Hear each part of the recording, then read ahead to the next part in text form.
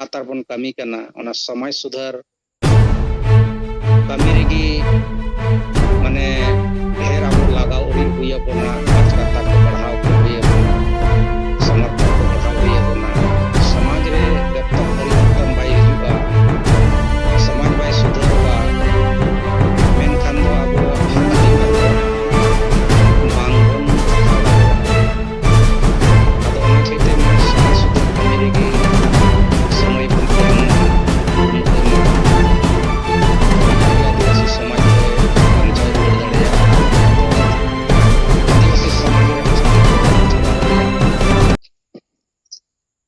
आदो नोआ कोरना खबर को दो नोय नुंका गोंके आरहों एटा कोरना खबर को चेक लेका मनाव बताव हुईना ओना को हों नोआ जूम मीटिंग रे पे लई तबोना तो ठीकोआ मा जतो को जोहार गी नाव केआ आर नोआ कोरे हों आले हों बोकारो जिला रे पेट्रोवार ब्लॉक रे ठीक गिले मनाव केदा संगे होड़ ले जावरा लेना और अड़ी नपाय मतलब हुईना कार्यक्रम को और नो बोकारो जिला रे हों जिला स्तरीय सुखदेव मुर्मू वा नेतृत्व रे जिला स्तर रे हों बोकारो रे हुईना और हमते संथाल परगना को से कोई हों सोशल मीडिया रे और नोआ मीडिया करे हों हे कना नेलो कना ठीक गी ओना करे हों को मनाव बताव के तबोना को और जहां नोए 7 सूत्री मांग पत्र भारत रे राष्ट्रपति महामहिम द्रौपदी मुर्मू ठेन जहां बोन दाबी सकाम बोन चालेआ ओना को हों तिहिन नेलदा सोशल मीडिया करे को चाल बड़ा केआ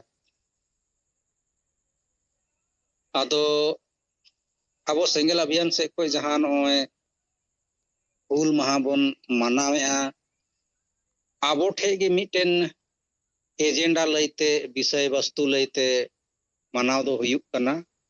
सनाम सेना खबर कागज करे सोशल मीडिया करे हिजुक कना जे सेंगल अभियान को दो नुंका नुंका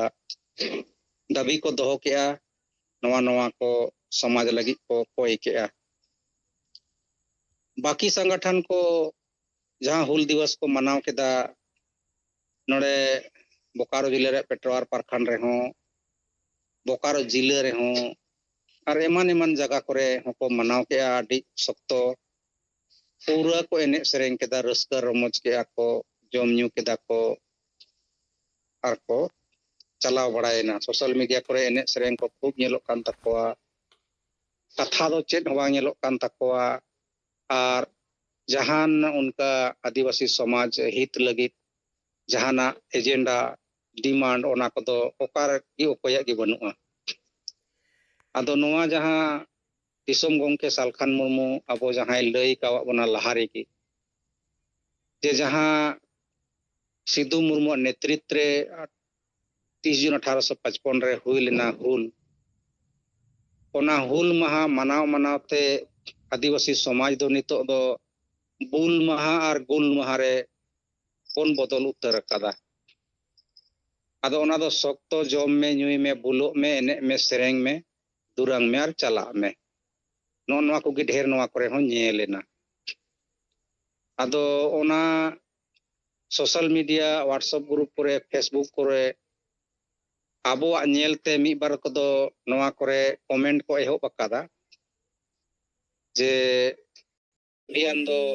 सिस्टमेटिक ढंग ते मनाए दाए और आदिवासी समाज हित रे